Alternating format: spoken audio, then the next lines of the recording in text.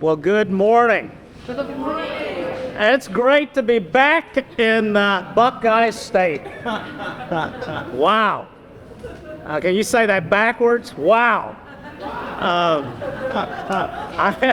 I'm Doug Wynn. I have the great honor of being the regional chair, lead of the greatest regional network in the country. of the White House Initiative on Asian Americans and Native Hawaiians and Pacific Islanders. It is great to be back in Cleveland. You know, it was 25 years ago, June 7th, 1999, President Bill Clinton signed Executive Order 13125 to establish the White House Initiative on Asian Americans, Native Hawaiians, and Pacific Islanders. So we are living legacies. We are here as living legacies of that executive order that was signed into law by President Bill Clinton back in 1999. And since it was first created in 1999, the White House Initiative has held hundreds of community roundtables like this. Town hall meetings, stakeholders meetings, and summits reaching countless people. And our outreach efforts have reached every single state,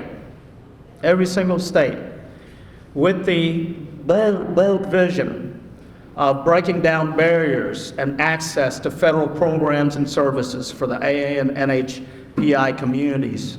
I mean, we've gone all over the country and the regions, and we hear many of the same challenges that we hear at the national level. Each community also has its own unique issues and needs that vary by their geographical location. And the White House Initiative really gained legs under President Barack Obama in 2013 when we instituted these regional networks. And in this region, we have over 30 federal agencies. You're going to meet 15 of them today. We have half of our regional network today, right here in this room. And the purpose, again, is to promote justice, opportunity, and equity for the AA and NHPI communities. We have critical links for the community to federal programs and resources, and that's why we're here. Did you know that we were last here in Cleveland in 2015? 9 years ago, yes, 9 years ago. We held one of the first community roundtables right here in this space 9 years ago. How many of you were here 9 years ago? Wow. There you go. There you go.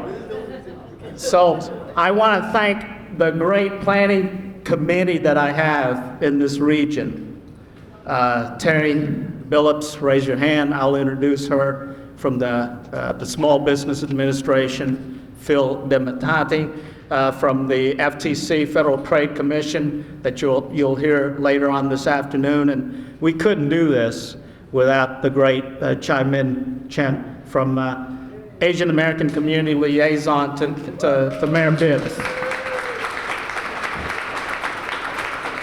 And she is just the most persistent person. Very persistent. And because of her persistence and vision is why we're all sitting here today. Because she just kept on getting on every meeting and planning and saying, when are you guys coming back to Cleveland? Say, okay, I give in. So we're here. Chai-Min, come and greet us.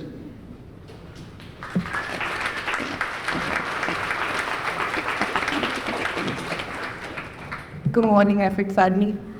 Before we get started, can I have Ariel, could all you stand up?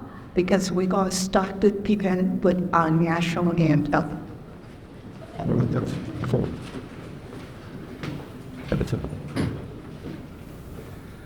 Oh, say, can you see by the dawn's early light what so proudly we hailed at the twilight's last gleaming whose proud stripes and bright stars through the perilous fight o'er the ramparts we marched were so gallantly streaming, and the rocket's red glare, the bombs bursting in air, gave proof through the night that our flag was still there.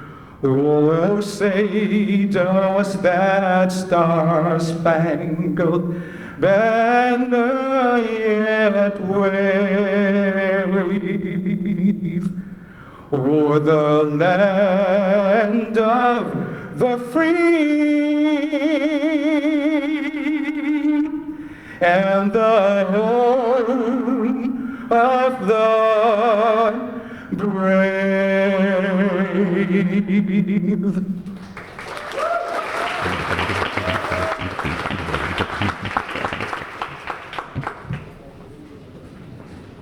Thank you, Ariel. Again, good morning, everyone. Thank you for joining us today. This event would not have been possible without many people. Doug, Phil, Terry, and Renita. We could not have this event without your place. Laura, Jason, Tony will join us later, Ella, Tracy. I can't begin to thank all. Okay, I guess it's time for me to shut up. Can I have my board members stand up to be acknowledged? I have the very first Asian Liaison Advisory Board. Most of them work, and I told the 25 members, but we see so many of them took a day off just to be here. I could not begin to serve the community without these leaders. So I can't begin to say how grateful I am. Is because you in the audience, you are the reason why I get up and work. Okay? We're here because we want to hear your thoughts, share your thoughts with us, have that conversation with us. And lastly, just having you here today, it fills my heart with happiness and gratefulness. Thank you for being here.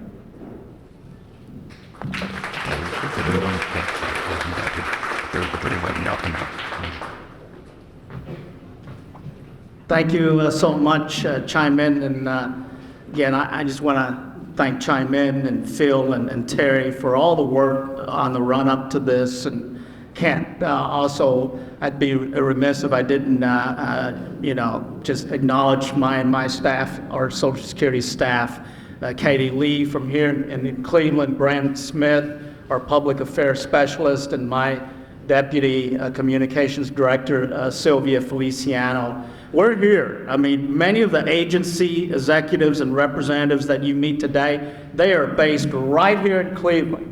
And that's the purpose. We wanted to bring them here to connect them to you so you know who to call when you need the federal government. We are here in Cleveland. We're here to stay. And we've been here for 9 years, Mayor, even though we haven't been back at this meeting. We've been here all along, and we will introduce ourselves to you shortly.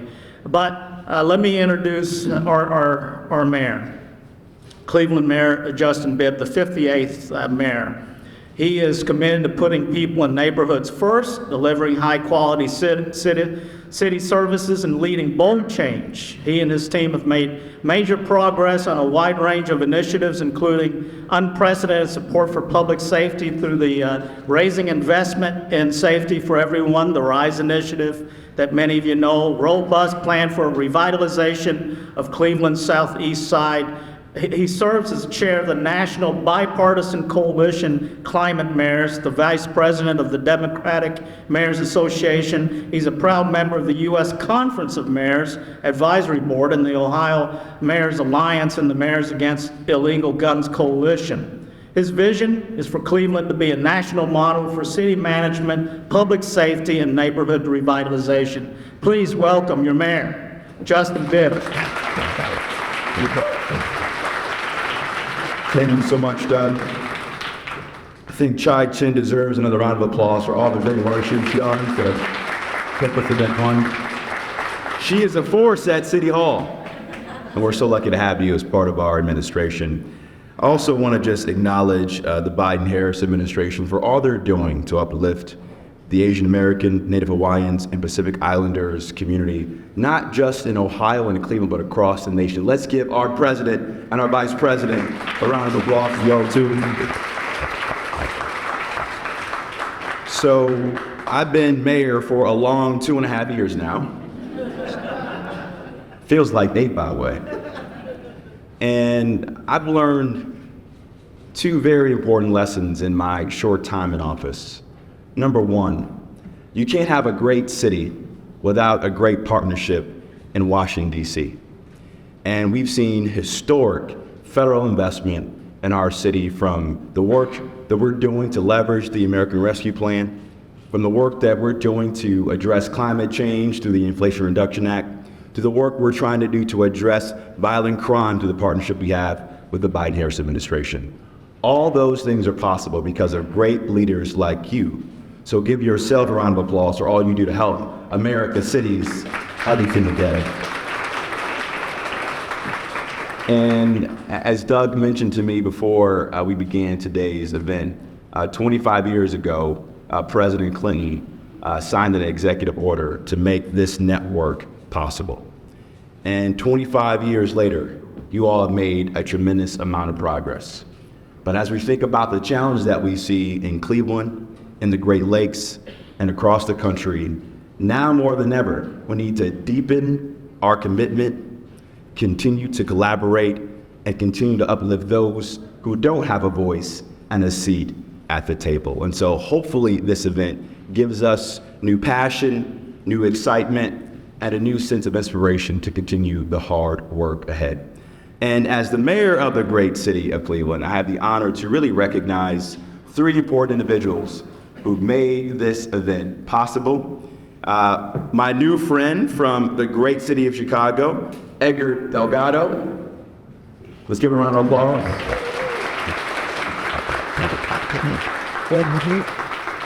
He's a new Cavs fan, by the way. Doug Wynn as well. Doug, come on stage. See this proclamation of a happy city of Cleveland. Congratulations, Doug. And Deanna Jane as well. Deanna, good on you.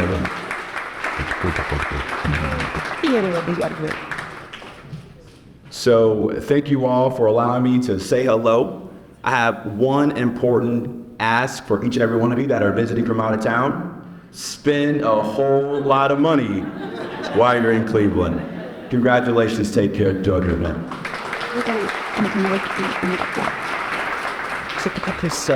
Thank you. We have and we will, Mayor.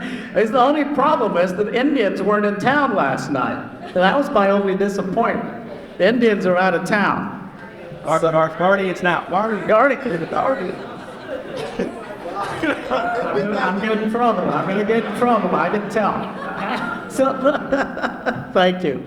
Anyways, it's great. And Mayor Bibbs already mentioned about Edgar Delgado. Edgar Delgado, I'm telling you, everybody saw that Academy Award winning movie, Michelle Yeoh, you know, Everywhere All at Once. But he's what I call Everywhere All at Once. The man from Office of Personnel Management. Just come on up, Edgar. He really is one of the pillars of the regional network.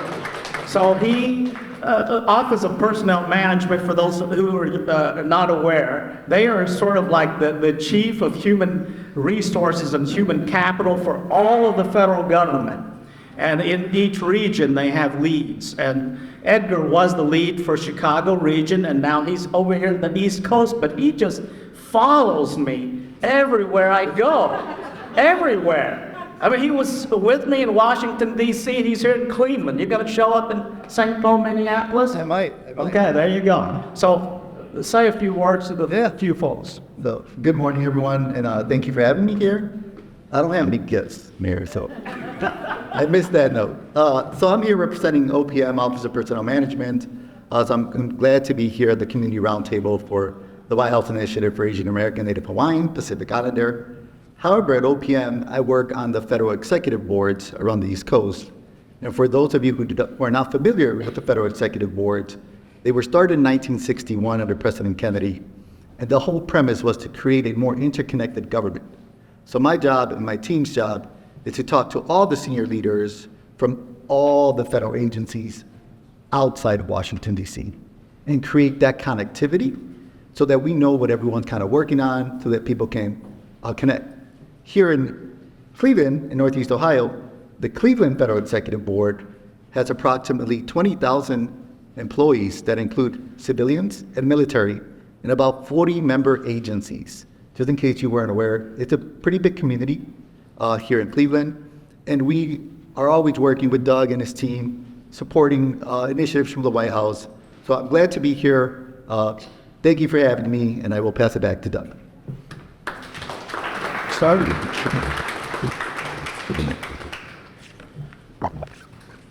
Again, we are so pleased to have this event in Cleveland, and I would like to just introduce the senior advisor on the White House Initiative on Asian American, Native Hawaiians, and Pacific Islanders. She came all the way from Washington, D.C. Again, this White House Initiative is 25 years, and it's got legs, and it's really due to the great work that Deanna Jang and her staff does that really enables us at the regional level to do what we do. So Deanna, please.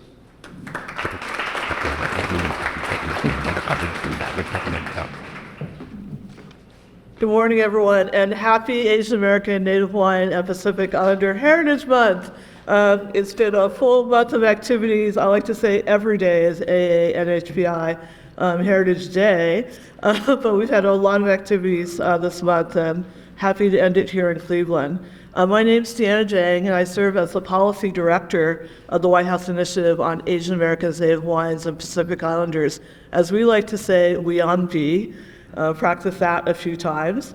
I want to start off by thanking each and every one of you for being here today. We're grateful for so many esteemed members of the community. I had the wonderful opportunity to experience Chai yesterday, which was really amazing. It's really great to meet all of you from the nonprofit organizations and representatives from the federal government who are here today. So I really want to acknowledge the strong leadership that's on the stage with me now. Mayor Boyle, thank you so much for the wonderful proclamation and welcome to your city. Chai, of course, needs no further introduction. Edward Delgado, OPM has been a great partner with WIONP, especially like my mission. You'll see me as I go around the room meeting you today. If you're not already in public service, I'm going to be recruiting you because people are policy, and we need more of you to serve in the federal government or local or state, wherever you live. We need more of you represented in our government. And then Rick Lenore, the Regional Commissioner for Social Security Administration, thank you for your leadership and for being a good boss to Doug. And then I'm very honored to have invited Commissioner Kalpana-Kotagal from the EEOC, one of the EEOC commissioners, one of the newest ones, and she's been doing a great job, like canvassing the entire country, reaching out to our communities to let them know their rights in terms of employment discrimination. And then your local representative here, Amrit Kaur Akre, who's the district director based in Chicago for UOC, and you'll be hearing more from these leaders later on. And we also have many federal officials here, as Doug mentioned, just a handful. I'm sorry that the federal government is an alphabet soup, so I'm going to try to say all the full names, but not only do we have Social Security, Small Business Administration, Federal Trade Commission, Consumer Finance Protection Bureau, Department of Transportation, the Economic and Community Development Institute, Federal Deposit Insurance Corporation, Departments of Justice and Labor, Cybersecurity Infrastructure Agency, Department of Education, U.S. Citizenship and Immigration Services, and more. And you'll be hearing from these agencies later on today. And I want to really express my appreciation for the incredible partners we have in this Great Lakes region. We've Doug, obviously, Chai and Terry Billups for their leadership. And I only have 1 minute left. So you're going to be seeing a video that documents the 25 years of history of WIOMPI, but I want to say today is the 3rd year anniversary of the Biden's administration signing of the executive order that created our WIOMPI, which is the broadest initiative of any administration. This is the first time we've included Native Hawaiians in our name, and we have the same priorities and strategies, data disaggregation, language access, addressing anti-Asian hate, but it goes even further in terms of climate justice and economic opportunity. I do want to mention one big victory that I'm very happy that the Biden-Harris administration has achieved, and that is the revision to the Standard Policy Directive 15, which is the minimum standards by which federal agencies collect data on race and ethnicity. This has not been revised since 1997. I've worked on this issue for decades. But in March, OMB, after a couple of years of community engagement and getting comments from throughout federal agencies and the community, have revised it. And they added to the minimum race and ethnicity standards. So there's a new category for Middle Eastern and North African, but also as a default, federal agencies must collect more granular data on Asian Americans, Native Hawaiians, and Pacific Islanders. So I don't think I need to go into explaining what this means, but just to give one example, just in terms of educational attainment, if you look at Asian Americans as a whole, we have greater levels of educational attainment than the average U.S. Resident. But if you disaggregate the data, you see that Southeast Asians in particular, and newer refugees, Bhutanese and Burmese, have much lower. And if you don't see those numbers, guess what? You're not going to get those resources to break up the levels for those students. So I will end it so we can go on to watch the video. But thank you, and I hope I get to meet a lot of you later today.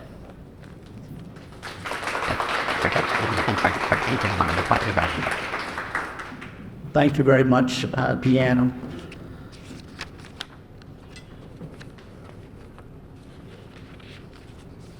So it's my honor to introduce our first special speaker, Commissioner for the U.S. Equal Employment Opportunity Commission, Kopana Kotago. She is actually from Cincinnati, I learned this morning. Crisscrossing the country, so there are other things that I know I don't know about you, Commissioner, so come on up and go ahead and introduce other things that's not in your official bio. Thank you. Thank you so much. Thank you all so much. Thank you, Doug. It's so good to be here. And, you know, just up from down the road, I feel like the moment calls for Northern Ohio, Southern Ohio jokes, but I'm not going to do that. Because... Browns. Wow, there. I was going to hold back. And you're just going to bring it. Go Bengals. I drove up from Cincinnati last night and was in Fremont last night with our partners at Justice for Migrant Women as part of my REACH initiative, where we at the EEOC are focused on figuring out how we can provide better service and better access to our services to our most vulnerable and underserved worker communities. And then drove in here last night. I really love Cleveland. I love the proximity to the lake. It's a great city. I had a great cup of coffee this morning at a local coffee spot. I'm so happy to be here. I was spending my money. My name is Kalpana Kodagal. I am the newest commissioner of the Equal Employment Opportunity Commission, the EEOC for short. We are the nation's premier civil rights agency. We were founded nearly 60 years ago. We'll be celebrating the anniversary of the Civil Rights Act later this summer, thanks to the work of Dr. King and so many civil rights leaders around the country. At the EEOC, our mission is to prevent and remedy unlawful employment discrimination and to advance equal opportunity in the workplace for all. As the daughter of immigrants myself and the first female commissioner of South Asian descent, I take that mission to heart. I wanted to share a little bit of my personal story this morning because I think it is such a profound and unifying force for so many of us in the AA, NH, and PI communities. My parents immigrated to the Midwest in the 1970s from India. They came with just $8 in their pocket at the time. That was all that they were allowed to take out of the country. They were part of that generation of Indian immigrants who arrived after passage of the Immigration Act of 1965, which ended use of the national origins formula, a quota, effectively, that limited immigration of non-white and non-European immigrants in the United States since the 1920s. After completing their medical training in Detroit, just up the road, and Chicago, just over there, they settled in Cincinnati. And our family was deeply blessed with educational opportunities, with professional opportunities, and with a safe and supportive community. As was the case, I'm sure, for many of your families, my family's challenge, though, was not without its challenges. Being brown and immigrants here in the Midwest in the 70s and 80s, they were often the only people of color in the room that they were in, and so were my sister and I. Having said that, though, we have truly lived the American dream in so many ways, and because of my family's experience, I know what is possible in this country. And I know that it is due in no small part to our nation's deep commitment to equal opportunity. This commitment is made manifest in the work of the EEOC and in the work that many of you do every day. That is why one of my primary focuses as commissioner is elevating the needs of historically underserved and vulnerable worker communities. We know that when our communities are diverse, that enriches our nation and makes it stronger. I'm really excited to be here, to come together in spaces like this, and huge thanks to Wyoming and to Doug and to Chai and Regional Network for pulling this together. As some of you may know, the EEOC vindicates the rights of workers to be free from discrimination on the basis of certain traits, like race, sex, national origin, religion, and disability. We are a nationwide agency with 53 offices around the country, including one right here in Cleveland. Our office director is back at our table back there with one of our investigators. I hope you'll find time to go say hello to them today. When people experience discrimination in the workplace, they are able to come to us. We investigate their complaints. We look to reach an agreement with employers to get them recompense, to hold employers accountable when they don't, and to bring litigation where we need to. What we've seen is that, unfortunately, discrimination is still very real and pervasive. In the last fiscal year alone, we at the EEOC have secured more than $600 million for 22,000 victims of discrimination around the country, returning more money to taxpayers than we receive from Congress. And as we do our work, we continue to prioritize language access to ensure that all workers can access our resources.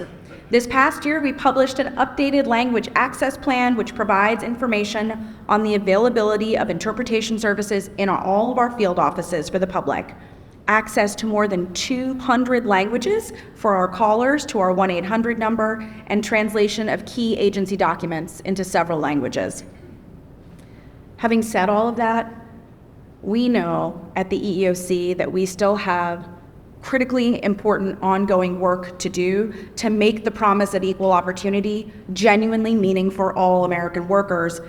As President Biden says, we have never fully realized this promise, but we have never fully walked away from it either. The EEOC is really excited to be here and to engage in this work with all of you. I'm so grateful for the invitation to join you all today. I hope the day is rich and productive and is a wonderful discussion and dialogue, and I'm looking forward to listening for as much of the day as I can. Thank you all for having me.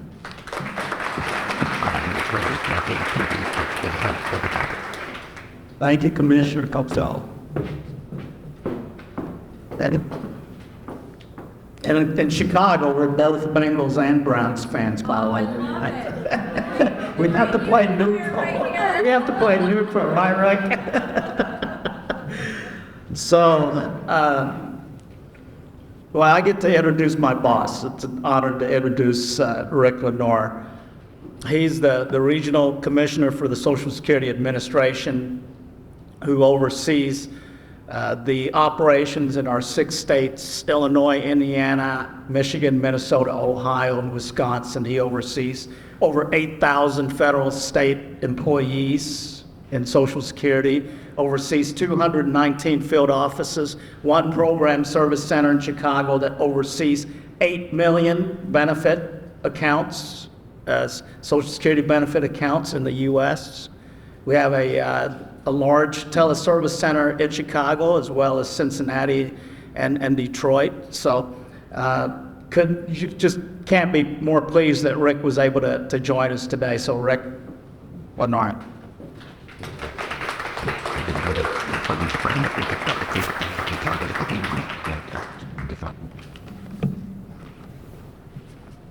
Well, good morning. Oh, we can do better than that. Good morning.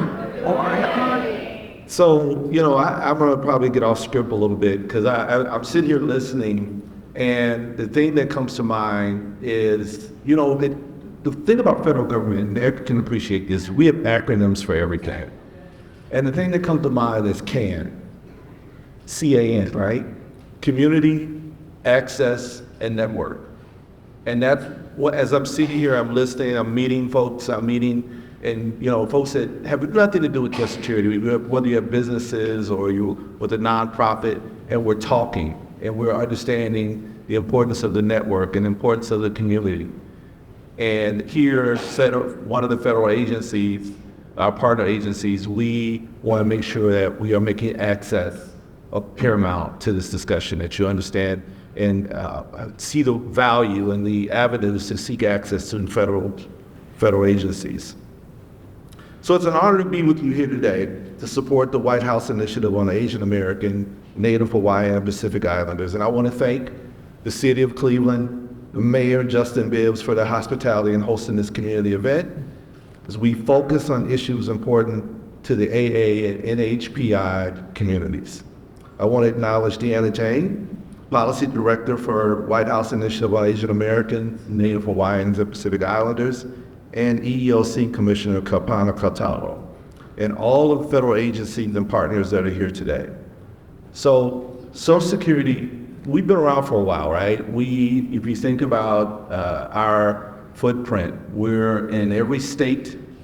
I like to say, it's the one program that you can pretty much go anywhere. My wife and I, we have a thing that wherever we go on vacation, we drive by a Social Security office. So if we're in Clearwater, Florida, they drive by a Social Security office. We're in Detroit, Michigan, we drive by a Social Security office, right? We go to Myrtle Beach, there's a Social Security office. And for some reason, when I'm with my family, they think that I know all the managers of all these offices. So we were in California several years back, before the pandemic, for a family reunion. And of course, we had for Social Security office, And my son was a little younger then. He goes, Dad, have you ever worked in our office? I'm like, no, we're in Los Angeles. Do you know the manager? No, I do not. But it speaks to how interwoven we are in the fabric of America.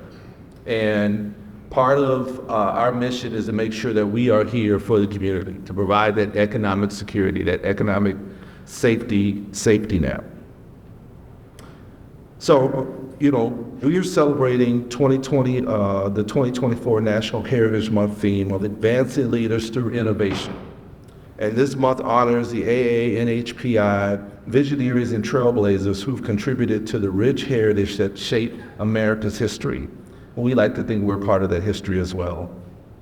Members of the AA and NHPI community have offered ingenuity and creativity while navigating significant cultural and systemic barriers.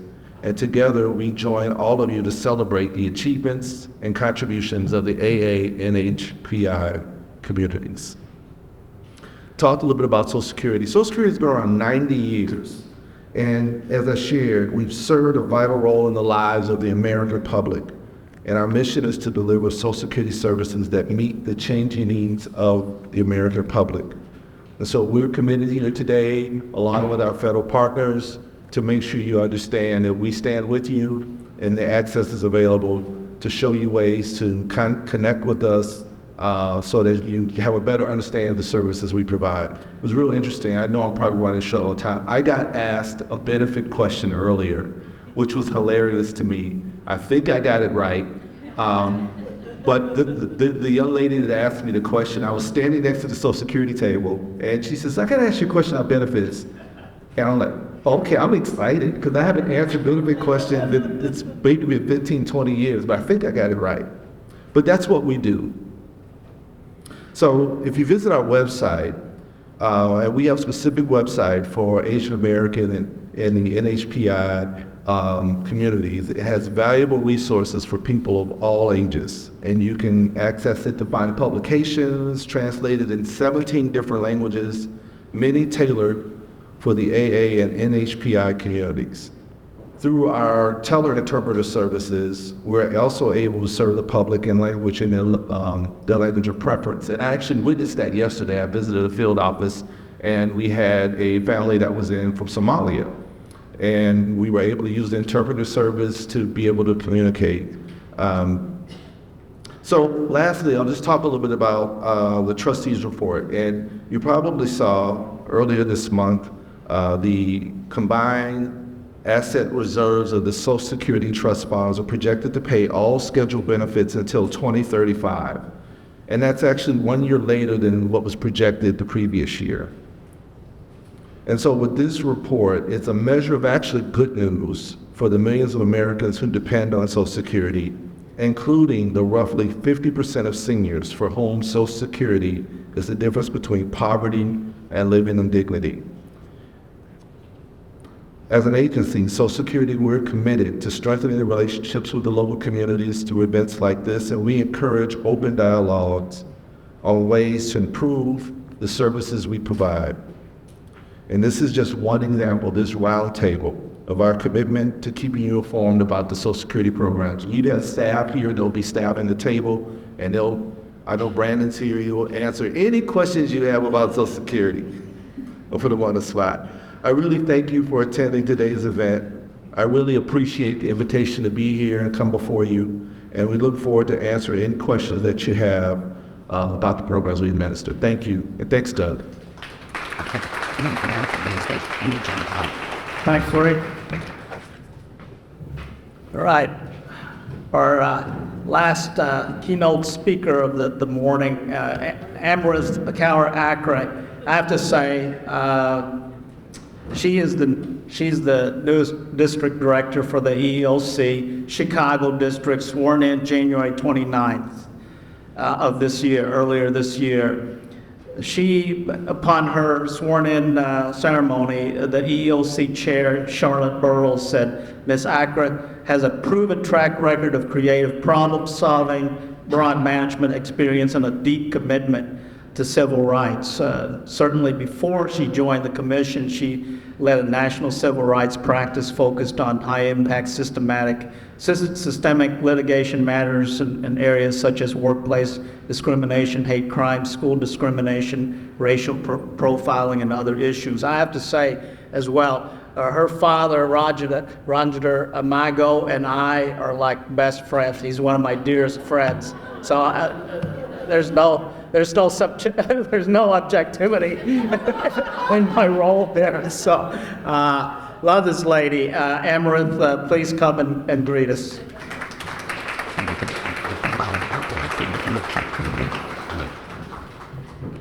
Hi, good morning, Cleveland. I just want to start by saying, Rick, my kids went to daycare in the Social Security building in Chicago. So I also love the Social Security office.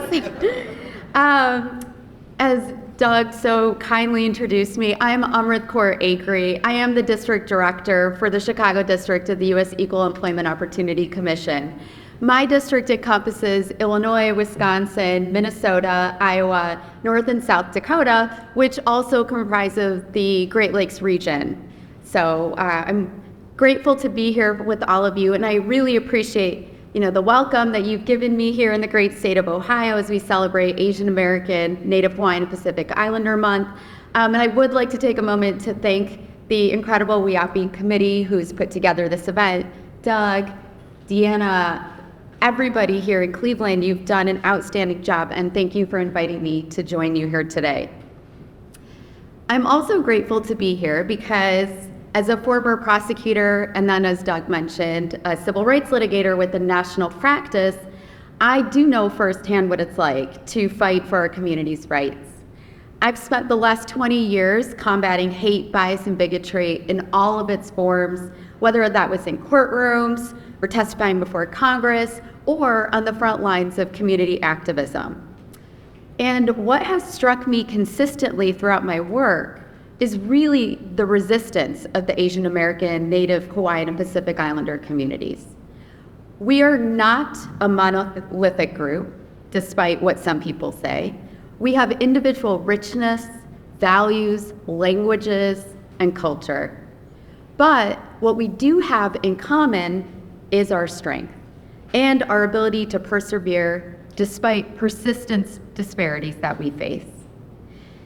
As you're aware, in recent years, our communities have experienced increased backlash, xenophobia, racism, and bias.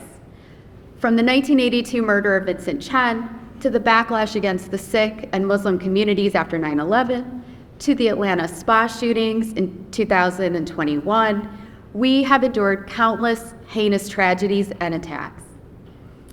And as I reflect on the tragedies and the bias that we've collectively experienced, I am reminded of something that an old mentor told me many years ago when I was graduating from law school. She said, Amrit, if you want to go fast, then you're going to go alone. But if you want to go far, then you will go with others. And that phrase and that concept has struck me for decades, and it's navigated my career in the public interest. Now, as a director for the EEOC and a lifelong public servant, my goal is always to ensure that the diversity of American people is respected. I do push for equal opportunities and advancement for all, so I think it makes sense that I joined the EEOC recently, because I truly believe that justice means equity. It means that we have a voice when our elected officials are creating policies and that directly or indirectly impact us. And it means that our contributions are recognized. It means that the stereotypes, the tropes, and the bias that we face is a priority to combat. Now, as I was thinking about what I was going to say here today, I wanted to look into some stats. I'm a data-driven person, so I love to understand what the statistics are. And I found a Pew Research study from last November, which found that 78% of Asian Americans have been viewed as foreigners, even though we were born or permanently live here. I mean, how many of us have heard, "Where are you really from?" I hear it all the time, even now.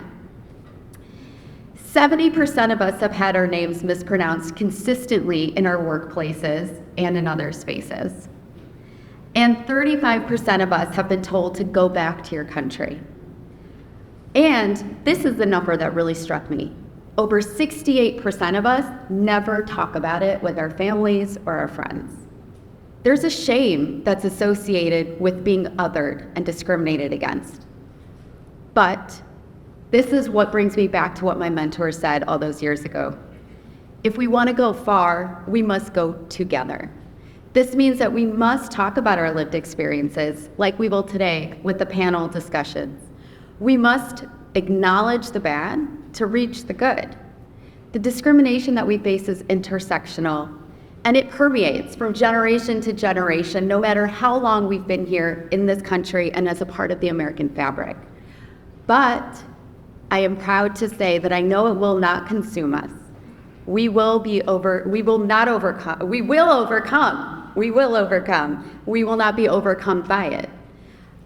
And the way we're going to do that is by having roundtable discussions like this, consistently and always, making sure that we are bringing our thoughts and our minds together, because I truly believe that the way to achieve complete and total success and authenticity in being is to kind of come together and talk about how we can fight and combat and really achieve all of the dreams that we have put together that we want for the next generation. So thank you so much. I appreciate you having me here today.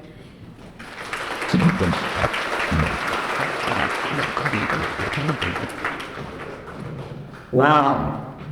She should have opened up the session, because she just laid out the agenda for the day on both of the panels that's coming up on financial access and protecting your rights. So thank you so much, Amber. You know, I just had dinner with her father and the Chicago mayor last week in Chicago, and I said to Raj, you know how important Amber is, right? You do know, right? And I still don't think he gets it. So, before you folks get off the stage, we do have this just quick 9-minute video on the 25th anniversary of WIADB and the significance that initiative plays. So here's the mic.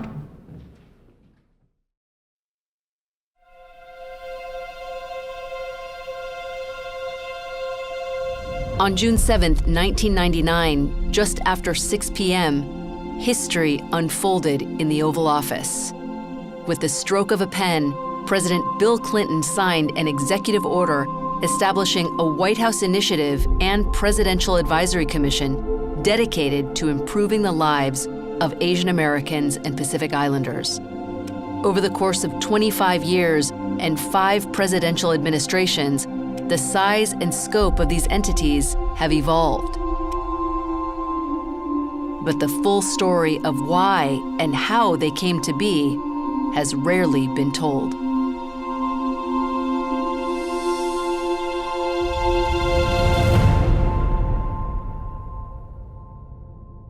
The late 20th century was a time of significant economic, political, and cultural change.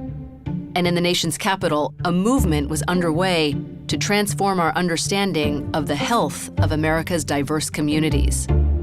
In August 1985, the U.S. government published the Heckler Report, the first comprehensive review of the health of racial and ethnic minorities. The landmark study laid the groundwork for decades of federal efforts to tackle health disparities. But the report contained a major flaw, using limited data to incorrectly assert that Asian Americans and Pacific Islanders were healthier than any other racial group in the U.S. The conclusion frustrated health advocates, who rallied to demand better data and research, and formed national organizations to promote greater research and awareness of the unique health issues facing our communities. Born out of this activism was a first-of-its-kind initiative housed in the U.S. Department of Health and Human Services. Known as the HHS AAPI Initiative, the department launched a sweeping strategy to address the long-neglected health disparities impacting Asian Americans and Pacific Islanders. The HHS AAPI initiative was an early success. And in December 1997, advocates and members of Congress pushed for a dramatic expansion of this initiative to operate government-wide. With a flurry of meetings and letter-writing campaigns, their efforts would pay off, with President Clinton signing Executive Order 13125, the first ever executive order to improve the quality of life of Asian Americans and Pacific Islanders. In 1999, this new White House initiative took shape, working across the entirety of the federal government to address challenges like language access, cultural competency, and civil rights. As commissioners, all of us understand that we have an opportunity to shape an Asian American Pacific Islander agenda of historic proportions. The White House Initiative and President's Advisory Commission have served as a convener and connector for our communities to the federal government. And while their mandates have shifted under each president, their central purpose has remained the same. Since the beginning, a government-wide working group of federal officials has developed and implemented agency plans to address community needs. And in 2013, a regional network of hundreds of federal officials who live and work in local communities throughout the country was formed to serve as an outreach arm for the initiative. Individual presidents have shaped the initiative's charge to address immediate national priorities and gather community input on an array of issues.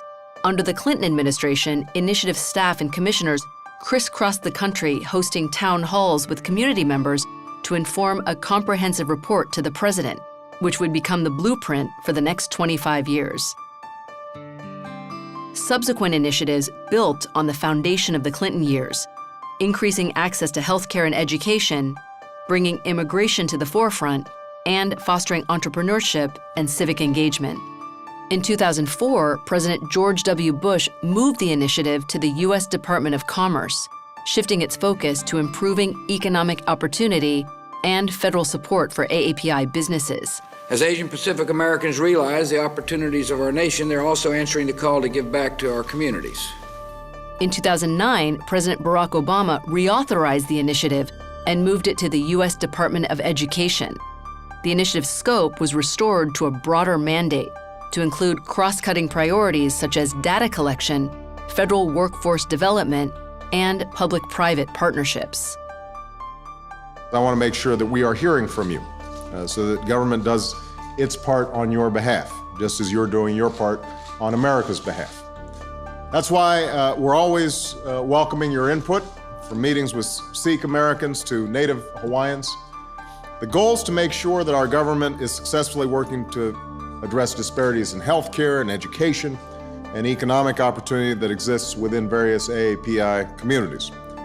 And under President Donald Trump, the initiative was relaunched in the Commerce Department in 2019 with a mission to increase access to economic resources and opportunities. In 2020, the COVID-19 pandemic plunged the world into crisis. Lives and families were shattered. Small businesses and workers found themselves struggling to survive. The virus gave rise to a wave of xenophobic rhetoric and violence against Asian Americans, not seen in decades. And on March 16, 2021, a string of horrific shootings at Asian-owned businesses in Georgia took the lives of 8 people, including 6 women of Asian descent, and shocked the conscience of our nation. President Biden was swift to respond, taking bold action on day one to prioritize an equity agenda unlike anything ever seen before. And in May 2021, he signed an executive order to return the White House Initiative and President's Advisory Commission to the U.S. Department of Health and Human Services. The president also provided both entities with their broadest mandate in history, expanding their scope to explicitly acknowledge Native Hawaiians and tackle the twin public crises of the pandemic and the rise in anti-Asian hate. The Biden administration says it is reinstating the White House initiative on Asian Americans and Pacific Islanders. It's also expanding the original mandate to include coordination across federal agencies to respond to anti-Asian violence.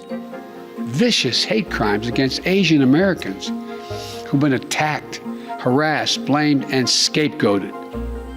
At this very moment, so many of them are fellow Americans.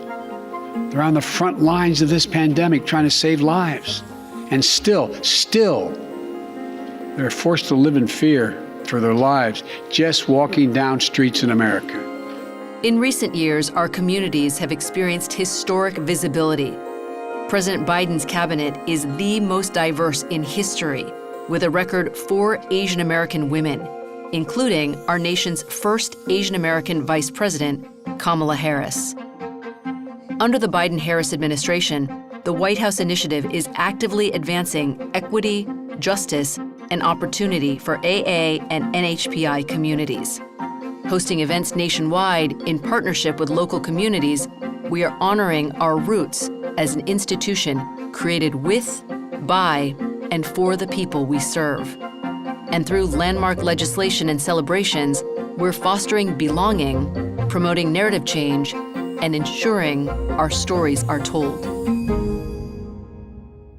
From historical struggles to modern triumphs, our journey as Asian Americans, Native Hawaiians, and Pacific Islanders has been marked by both adversity and resilience. We've come a long way from being invisible and excluded to now being an integral part of society that can't be overlooked. But this progress is by no means a coincidence. Since 1999, the White House Initiative and President's Advisory Commission have been a key part of that journey, ensuring that our voices are heard at the highest levels of government. Thousands of Americans have shaped and sustained our legacy, and millions more have been inspired and impacted by our work. As we look towards the future, let's continue to build bridges, open doors, and break down barriers. And let's renew the promise we made 25 years ago to improve the lives of Asian Americans, Native Hawaiians, and Pacific Islanders for generations to come. I belong here.